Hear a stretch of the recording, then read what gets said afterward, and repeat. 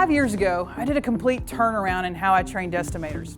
For years, we taught the estimators that their job was to find damage and then list that damage with the aid of an estimating system. With today's cars, it's more about learning the vehicle, how it was designed, what are its special characteristics, materials, and requirements. I need to know more about physics, metallurgy, and chemistry than ever know about body repair. Today's estimator is more of a research specialist than a secretary listing or clicking parts in a computer system. So how do you find the variety of information that's needed on the variety of cars your collision center will see and do it within the time constraints to keep the shop productive and profitable? Some days even I think that that's almost an impossible task.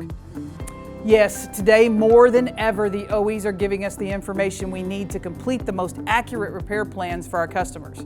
But while we retrain our brains from being damage assessors to research engineers, well, we could all use a little help.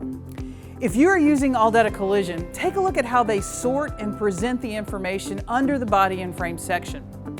For example, under Bodyshop Basics, I can find inspection guidelines. Here I'll find a variety of information on how to complete the inspection, required procedures, equipment, and yes, even OE support for pre-measure expenses as well as your pre-inspection car wash.